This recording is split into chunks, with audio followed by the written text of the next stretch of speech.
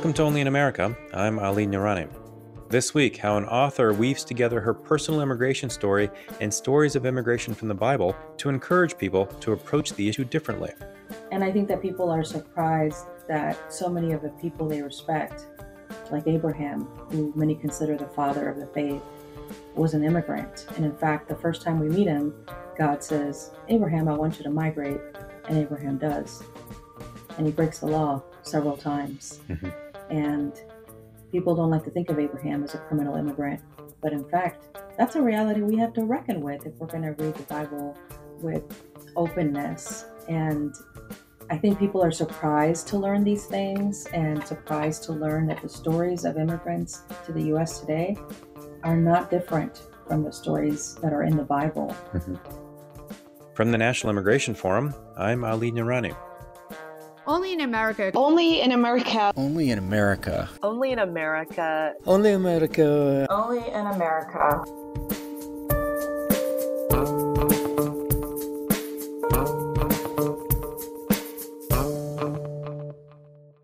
Since fiscal year 2016, the U.S. has seen refugee resettlement numbers decrease by almost 75%, going from nearly 85,000 people to just over 22,000 people resettled in fiscal year 2018. Now, there are talks of setting the maximum number of refugees granted admission to even less than the current ceiling of 30,000, which would effectively bring our refugee admissions close to zero. President Reagan, in his farewell address to the country, spoke of the U.S. as a shining city upon the hill, and he said, I've spoken of a shining city all my political life, but I don't know if I ever quite communicated what I saw when I said it. But in my mind, it was a tall, proud city, built on rocks stronger than oceans, windswept, God-blessed, and teeming with people of all kinds living in harmony and peace. A city with free ports that hummed with commerce and creativity. And if there had to be city walls, the walls had doors, and the doors were open to anyone with the will and the heart to get here. Through their efforts to severely curtail the entry of refugees, the Trump administration is closing that door. Now put yourself in the shoes of a refugee. Imagine facing such intense threats because of your race, religion, or even your politics that you have to flee your home and leave everything behind, unable to return without being persecuted or killed. Fearing the worst and willing to do anything to keep your family safe, you, like anybody else, would work hard to start over in a new place. Now, the U.S. has a proud, long-standing history of welcoming vulnerable people like this who are fleeing desperate situations. It's not just an American policy, it is an American value. Unfortunately, through our policy decisions, we are losing track of that value. In recent years, the population of refugees globally has increased by about 50%. But when our resettlement numbers are being cut by almost 75%, we're not only failing to live up to the need, we're failing to live up to our own history. The harder it is for a refugee to come to the U.S., the more refugees that are stuck living in refugee camps around the world. For example, Turkey, Pakistan, Jordan, Uganda are hosting millions of people in refugee camps within their borders. My point here is that if we continue to shrink our resettlement numbers, it does not mean that refugees don't exist.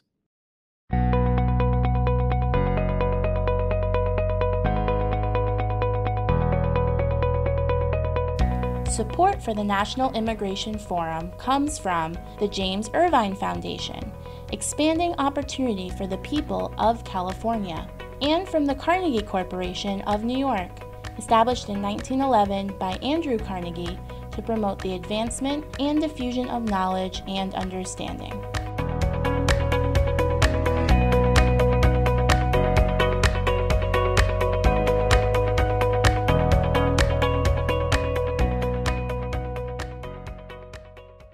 My guest this week is Karen Gonzalez, author of the new book, The God Who Sees: Immigrants, the Bible, and the Journey to Belong. As an immigrant from Guatemala who now advocates for refugees as the Director of Human Resources at World Relief, Karen has a unique perspective on our nation's immigration debate. We talked about her work, her book, and what she hopes people of faith will take away from reading it. Karen, thank you so much for joining. I really, really appreciate it. Thank you, Holly. It's great to be here. So tell me how you found yourself working for World Relief. Tell me a little about yourself.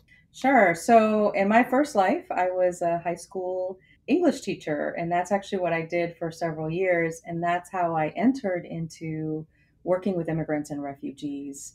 I began teaching English at Baltimore City Community College in the Refugee Assistance Program. And I got to know a lot of the immigrants in my community, and especially the refugees. Because although I come from a family of immigrants, we were not refugees. And so it's a very different experience. Mm-hmm. And how has it been living in Baltimore? Such a great city. It is. It's Yeah. a great city. It has its challenges like every city does. But I really enjoy it. It has a really vibrant immigrant community. It has a big refugee community as well. Mm-hmm. So you just wrote a book. It's called The God Who Sees: Immigrants, the Bible, and the Journey to Belong.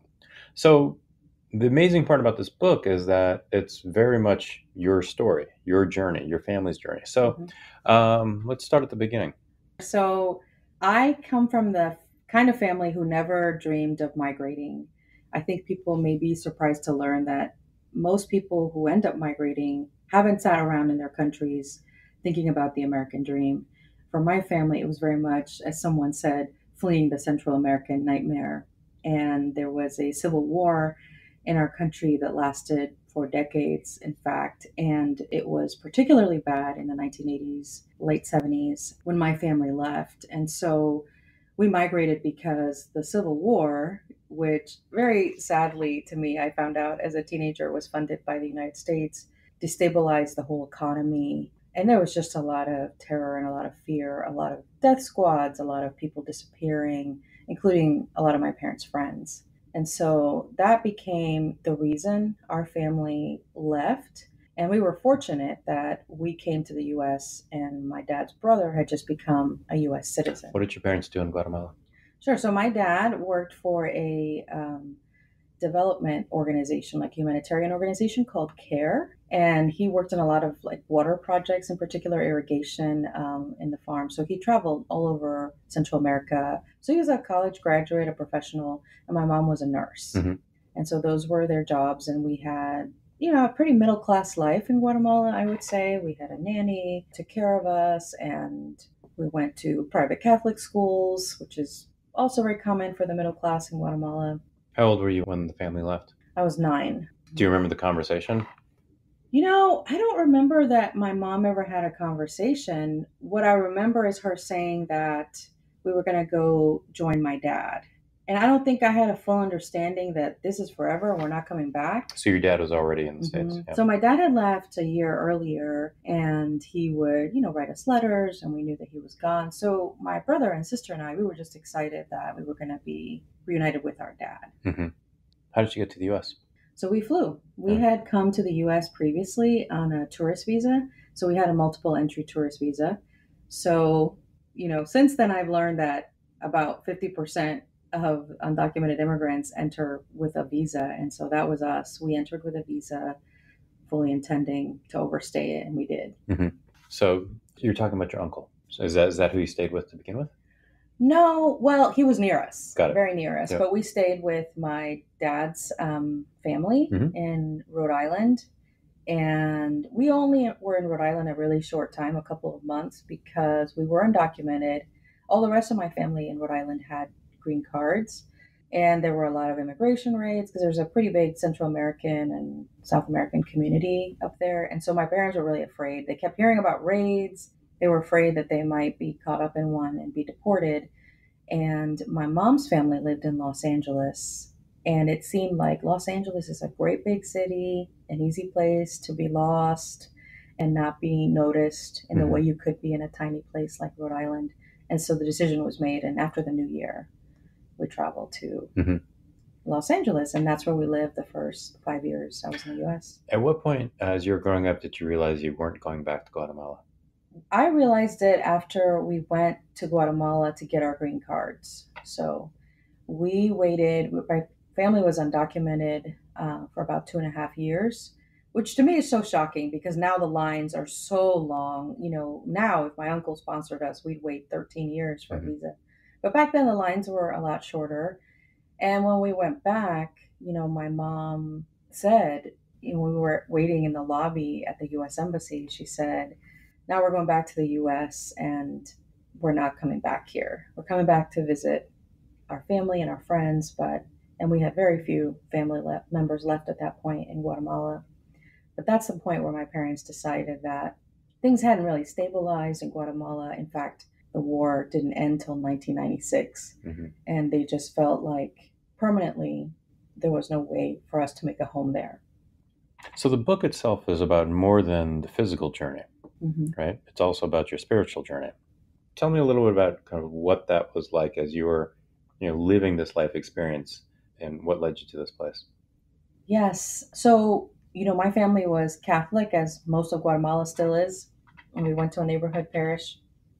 My parents, not that interested in faith. I think my father, because of the problems in Guatemala, was socialist and he was agnostic, and my mom was very nominal.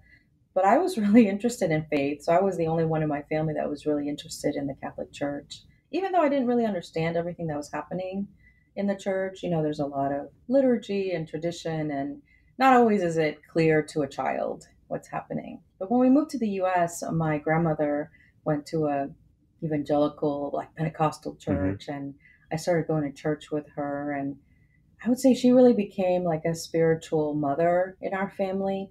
And, I think for immigrants who experience so much transition that can be a little traumatic, I think faith provides an anchor in the midst of all that, because in a sense, you lose a sense of wholeness.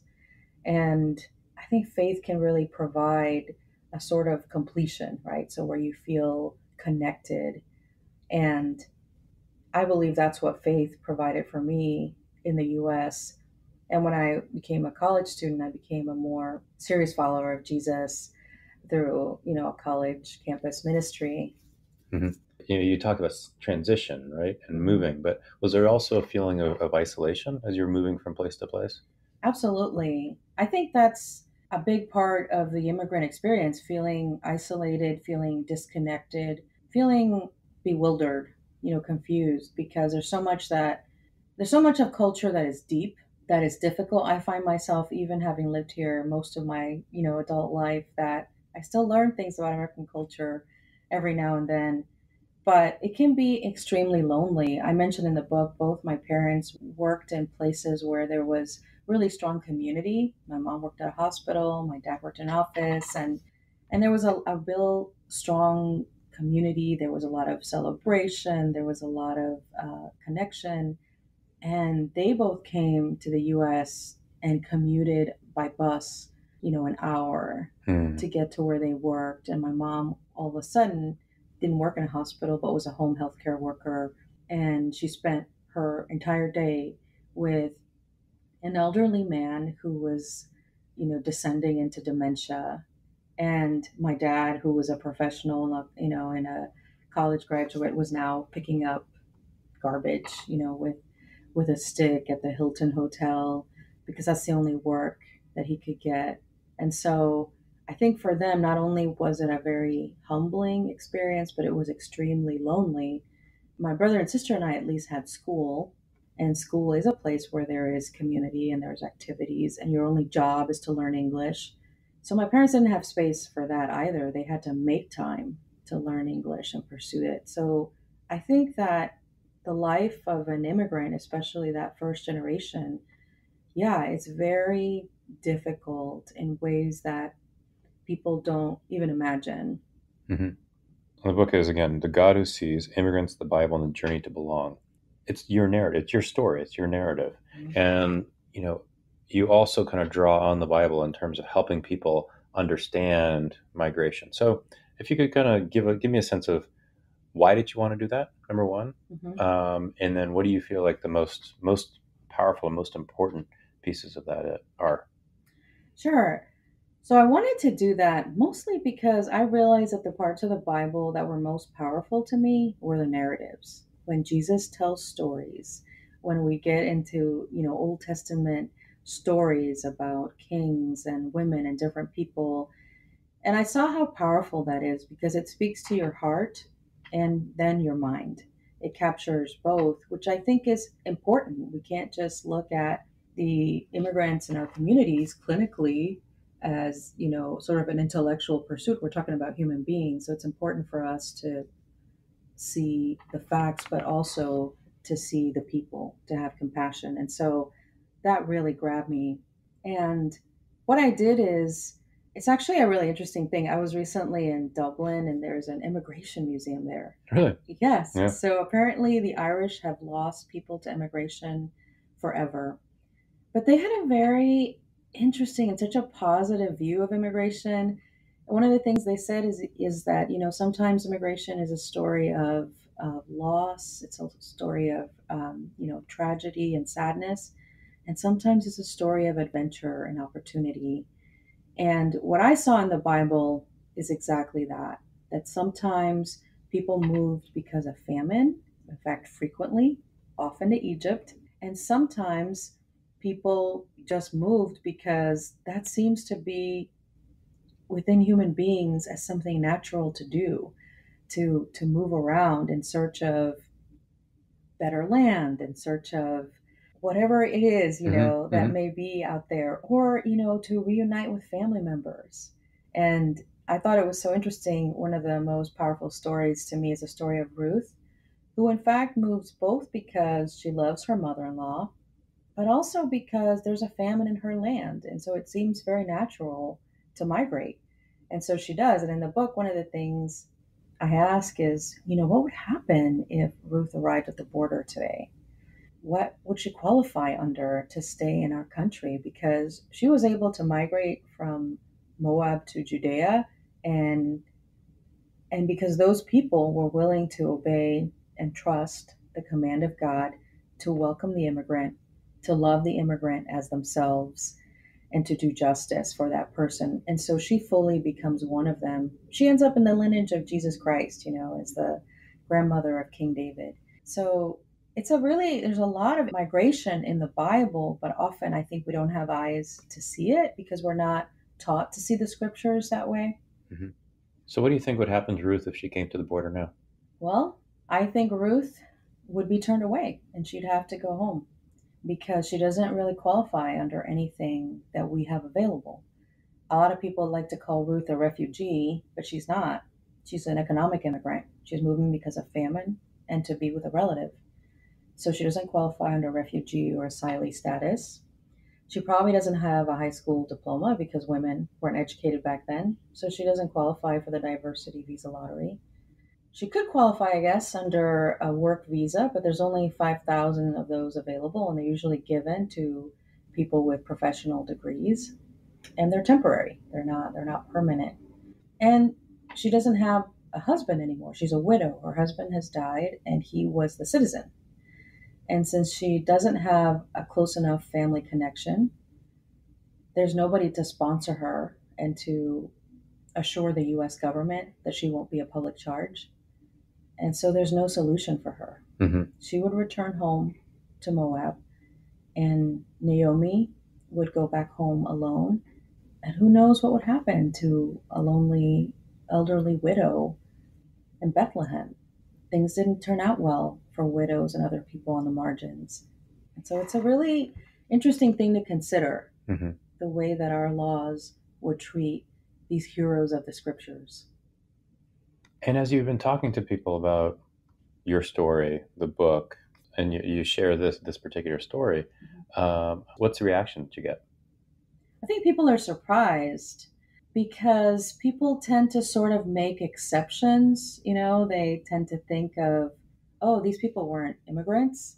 These are heroes of the scriptures. But in fact, nearly all of them, even Paul, who wrote most of the New Testament, spent his time migrating, left his land, and died, in Rome, in fact. And so I think people are very surprised to learn that immigration is something that God cares about and addresses in the Bible. And I think that people are surprised that so many of the people they respect, like Abraham, who many consider the father of the faith, was an immigrant. And in fact, the first time we meet him, God says, Abraham, I want you to migrate. And Abraham does. And he breaks the law several times. Mm-hmm. And people don't like to think of Abraham as a criminal immigrant. But in fact, that's a reality we have to reckon with if we're going to read the Bible with openness. And I think people are surprised to learn these things and surprised to learn that the stories of immigrants to the US today are not different from the stories that are in the Bible. Mm-hmm. And really that was my goal, is I wanted people to see that.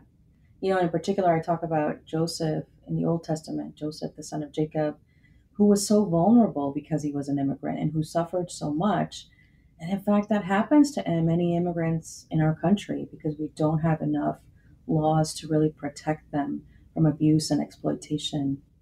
So oftentimes, in this work, when we're talking to someone, we're trying to advocate for our position, somebody will say, well, we're a nation of laws. We should have, the rule of law. So from your perspective, how do you square the rule of law with, treating people with compassion? Absolutely great question. And it's one that people ask me a lot when I speak. And what I remind them is that our laws are not God's immutable laws. Like God's laws don't change, but our laws change all the time. We used to have laws that said women couldn't vote, that African people brought here in chains were counted as 3/5 of a person. That used to be a law. Segregation used to be a law. We've had so many laws that we've examined and recognized were unjust and that harmed human beings, because laws should guide and protect human beings. Like we don't serve laws, laws serve us as people. And what I remind people is that our laws are changeable. Mm-hmm.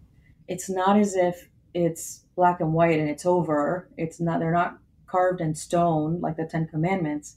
These are things that we can change, that we can evaluate, that we can see how they harm people that are caught up in forces often beyond their control. And so we're able to amend laws. And so I challenge people with that, because I'm not advocating that people break the law.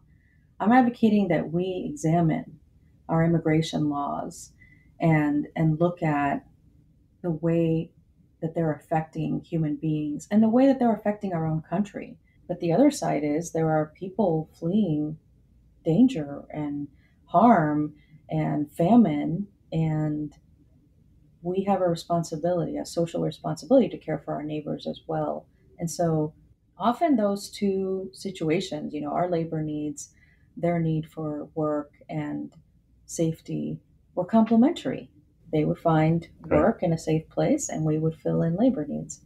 And so it's been interesting the way that under this administration things have changed. It's so dramatically to where immigrants are now just seen as the cause of every ill. So now you work at World Relief, which is one of my favorite organizations. Mm-hmm. So when you're working and you see the work, what World Relief does every day across the country, around the world, and you see or read about that family leaving Central America, what does that remind you of? What does that bring up in your own mind? So working at World Relief, because our work is faith-based, when I think about immigrants coming, I think about the scriptures and what they say. I think about our obligation to care for our neighbors as Christians. And I realize that countries are different than churches. They have different responsibilities, but it seems that immigration is one of those things, kind of like Sabbath. In the scriptures, God commands the people to rest. And now we know that we actually are more productive when we rest. It's kind of odd, but it's true. And it's the same thing with welcoming immigrants. It's good for countries and economies, but it's also the right thing to do to care for our neighbors. And that's what I think about in the work of World Relief. And what do you hope that your audiences, they're reading this book, takes away? I really hope that I'm very honest in the book about the fact that just because I'm an immigrant doesn't mean I always held these views. In fact, I didn't. After I became a citizen, I became very disconnected from the immigrant community. And a lot of the stuff I heard, I was like, oh yeah, that's probably true. Or they wouldn't say that in my church or in my social circle. These are good, educated people I know.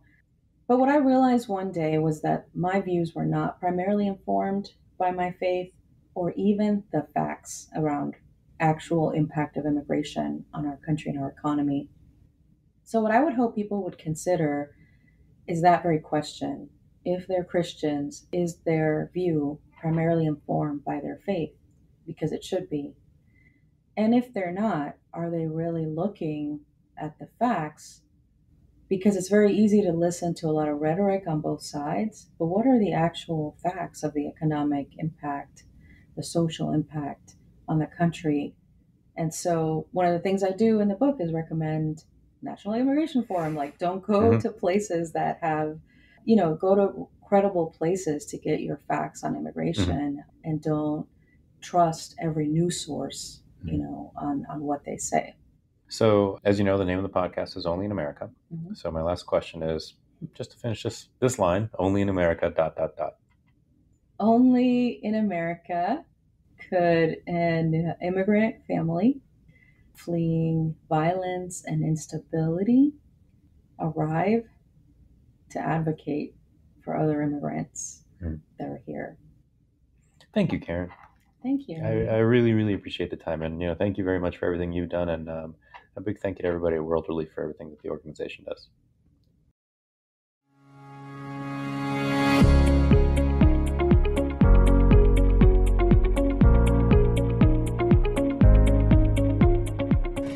Karen Gonzalez is the Director of Human Resources at World Relief and the author of The God Who Sees, Immigrants, the Bible, and the Journey to Belong. You can find more information on Karen on our website, immigrationforum.org. And while you're there, take a minute. Share this week's episode of Only in America with your friends, your family, your neighbors, the people you, see every day or hang out with, or maybe that random person on the bus that you want to hang out with. Only in America is produced and edited by Emily Chow, Joanna Taylor, and Megan Wetmore. Kathleen Farrell is the executive producer. I'm Ali Nirani, and thank you for listening to Only in America. Talk to you next week.